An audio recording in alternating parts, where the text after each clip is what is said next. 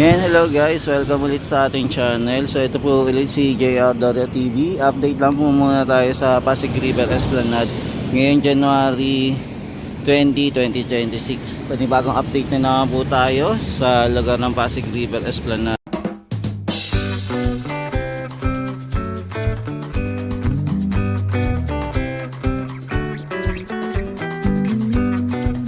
Yan, sa ngayon po nandito muna ako magsimula sa MacArthur Bridge na balitaan pala natin na ginagawa po pala yung MacArthur Bridge at lalagyan din po pala ito ng pailaw dito sa gilid po ng tulay. Yan, so ito po yung napansin natin na ginagawa. Naglalagay na po sila ng scaffolding, kaya lang hindi lang natin makita na malinaw yung mga ginagawa po nila. So ito po yun mga katropa.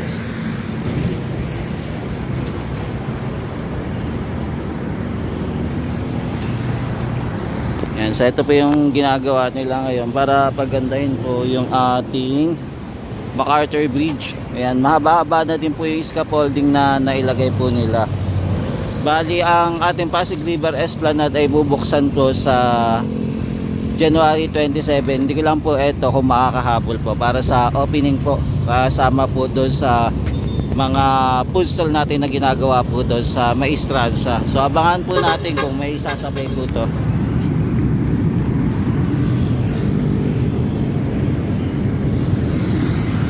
So lipat naman po tayo ng venue. Nandito lang po muna tayo sa MacArthur Bridge. Dito tayo unang sumilip. Yan, kahit din dito po yung may mga ibang part tayo na makikita po natin yung scaffolding na nilalagay po sa ilalim.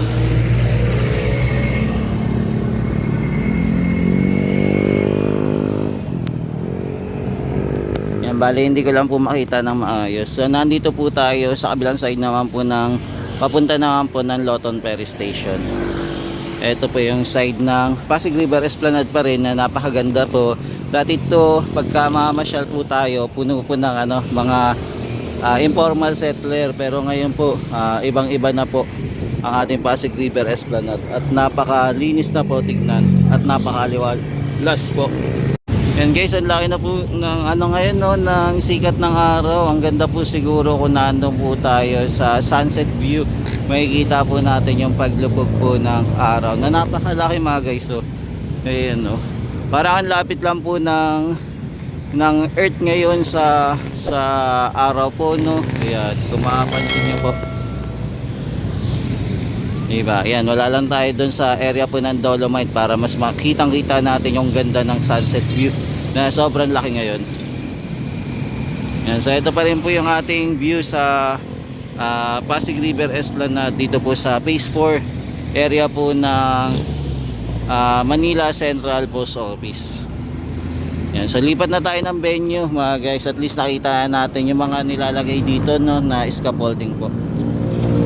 At pinapaganda po yung ating MacArthur Bridge at magiging mabubuhay po sa gabi.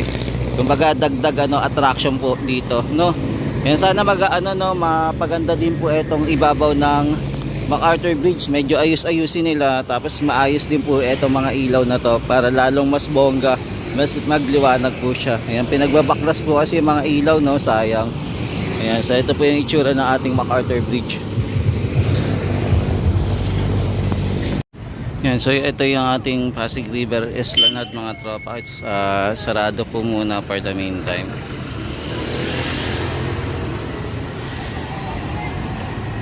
Yan, di bali meron pa tayong 7 days para mag-open po itong Pasig River Esplanade para matapos na po. Ayan, di bali mapansin nyo po wala pong katao-tao ngayon. May nagtitinda, kaya lang ilan lang din po yung namasyal dito.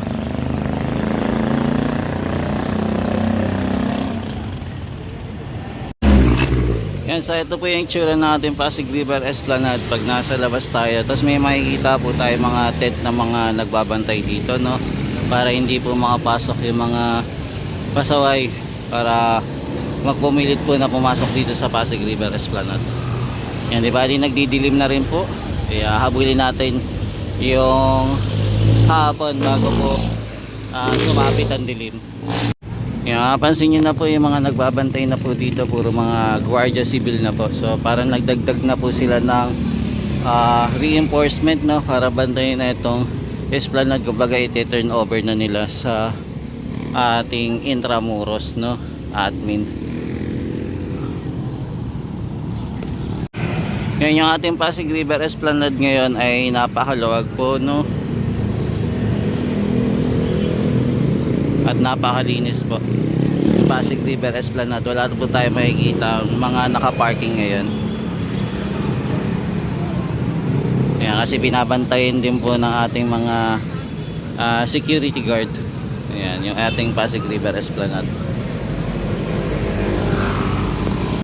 Yan, buti po yung mga pader dito malapit po sa ilalim ng tulay dito sa Binondo Intramuros Bridge. Mapapansin nyo po yung mga pader dito, wala na po mga sulat-sulat o vandalism. Before yung kakaayos lang po ng ating Binondo Intramuros Bridge, mapapansin natin po yung mga sulat-sulat po dito, puro may vandalism. Pero ngayon okay na, nababantayan na po siya. Yan, di ba, malinis na po, wala na po masyadong vandalism. Before na mga year ano po ata yun, 2023 mga ganon, meron pa mga vandalism. Pero ngayon okay na po. Nandito na po tayo sa ilalim ng tulay. Ito ngayon sarado pa rin, pero itong food stall na to, no, nilagay po dito, pero hindi po siya binago po yung itsura. Kaya alamin natin kung babaguhin po yung kulay niya. Tapos nagagawa na din po pala sila ng yung para sa drainage po. Ayan, o. Ayan, gumagawa na din pala sila para sa drainage dito sa natitirang 3 food stall. Ayan, kung makapansin nyo po sa baba, ayan, o, yung mga blocks po ng paver stone, ayan, iinangat po nila. So magkakaroon po ng linya para dito. Ayan po yung ginagawa nila ngayon. So ito ating Pasig River Esplanade po, bakanteng-bakante, napakalinis po, wala pa rin po ang katao-tao at tuloy-tuloy pa rin po yung pagtatrabaho nila. Ayan, so ngayon po ay araw pa rin po ng Tuesday po. Ayan, January 20.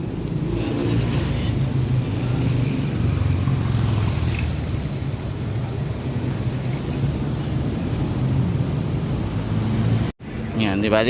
Padilim na po yung ating paligid. Yan, tapos dito po mapapansin naman po natin na halos kompleto na din po yung mga baluster po. Yan, at pinailawan na rin naman po itong ating no. Yan, ating baluster. Tapos may isa pa pong baluster na medyo kulang pa, na hindi pa po napapailawan. Yan, so yung mga halaman natin malalago na rin po dito, no. Maganda na yung mga halaman.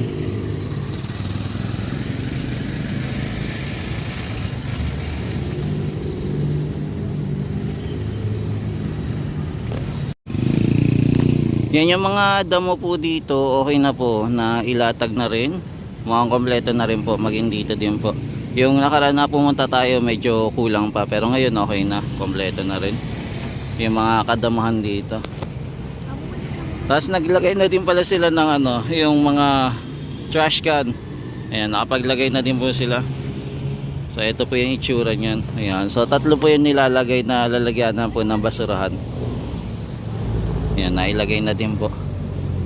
Ayan, so meron pa tayong 7 days po para mag-open po at ang Pasig River Esplanade. So waiting pa rin po tayo sa pagbubukas na itong Esplanade. Nandito po muna tayo sa Plaza Mexico po. Dito po muna tayo sumilip. Yan, so ito po yung magandang paligid ng ating Pasig River Esplanade dito sa Plaza Mexico naman. So akit din po tayo sa Binondo Intramuros Bridge para makita po natin. Yan, ito sana guys, sana malagyan po nila ng halaman, no, para mas maganda, kasi mukhang hindi na po nalagyan ng halaman, nakalbo na din, no, kung lalagyan kahit paano dagdag attraction. Ayan, itong mga halaman para makatulong din po, para hindi po nakikita yung pagkatuyo ng lupa. Yan, sana matagdagan. Tapos may mga nakausling wiring din dito, no, hindi na siguro nagamit. Ginamit na lang po itong ating yung sa lamppost na lang. Tapos meron tayong nakita palang lamppost dito na hindi ko lang alam kung nabasag. Ayan, ito. Yan, so ito tayo dito naman sa Intendensya. Kamustahin lang natin yung Intendensya. Yan, kung ano na yung update dito. So ayan, nakikita pa rin natin mga scaffolding, may net pa rin po. Tapos ito may side na dito, may flooring na rin. Ayan. So ito na po yung ating Intendensya na ongoing pa rin construction po.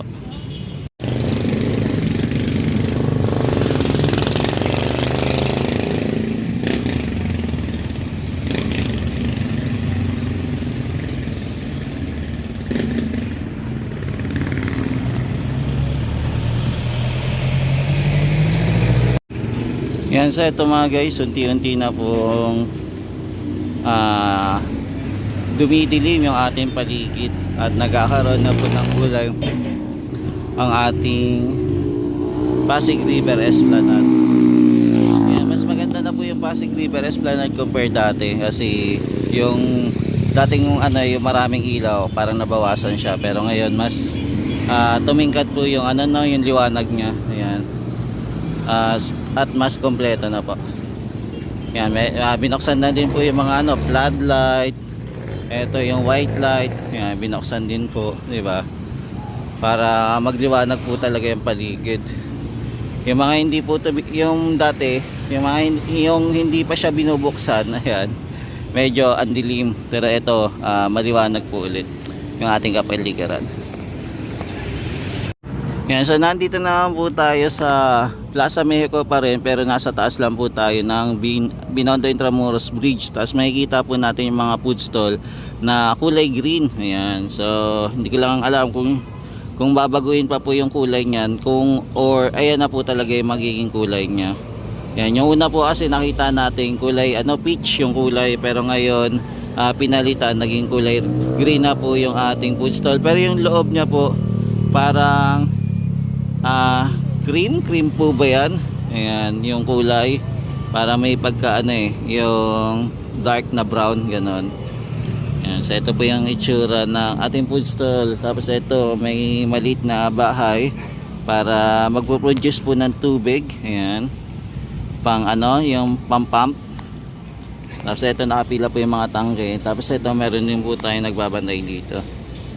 Ayan, tapos ito po yung ating naman area naman po ng parking area. Ayan. Ayan, medyo nagdidilim na rin mga guys, kaya kailangan na din ng ilaw para maliwanag. Ayan, tapos ito po yung Binondo Intramuros Bridge naman.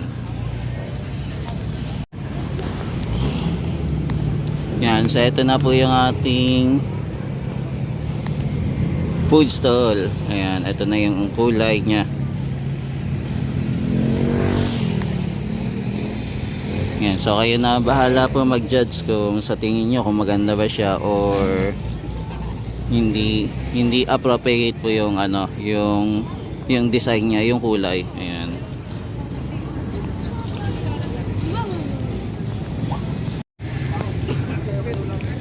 Yan, di bali yung pagtatrabaho po dito ay tuloy-tuloy pa rin. Tapos yung ating mga baluster po dito, kompleto na rin po yung ilaw. Ayan, kung dati wala po itong mga ilaw, yung mga baluster may mga punde, pero ngayon halos lahat naman po ay nalagyan na po ng ilaw po. Tapos bawat baluster po nakalatag din po yung ating mga halaman, itinapat po doon. Ayan, so ito po yung itsura ng ating food stall na i-open po sa January 27, diba? So nakakatuwa at alam ko everyone is waiting. At maging doon din po sa dulo, diba? Binuksan na rin po yung ilaw doon, spotlight para doon po naman sa ating wall ng Port Santiago.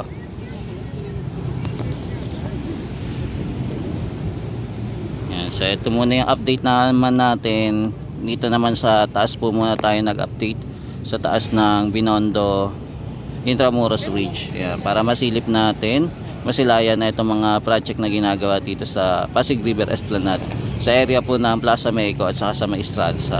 So dito po tinadtad po ng mga food stall dito po sa area. Yan, mukha yun dito sa area mo, tapos na po silang magtrabaho dahil kompleto na din po, na ilagay na din po yung ating mga damo. Yan, okay na rin. Ewan ko lang kung magdadagdag pa sila ng damo doon banda, kasi may napansin pa tayo, may natitira pa pong halaman doon sa gilid. Yan, may natitira pa. Tapos ito okay na rin po, na ilagay na din naman po yung mga damutin dito. So okay na. Baka wala na po sigurong ihahabol, pero check pa natin kung meron pa, o meron pang aayusin dito sa area po ng Plaza Mexico. Yan. So mga guys, for the meantime, ito po muna yung latest update natin dito sa Pasig River Esplanade, sa panibagong update na naman natin ngayong araw ng January 20, 2026. Yan. Maraming salamat po sa pagsama po ulit kay JR Daria TV. Ayan, hindi po muna tayo makaikot-ikot sa baba, kaya hanggang dito na lang po muna tayo, silip-silip lang po muna. Ayan, thank you po and God bless. Pagpalain po kayo ng may kapal. Ingat-ingat po palagi.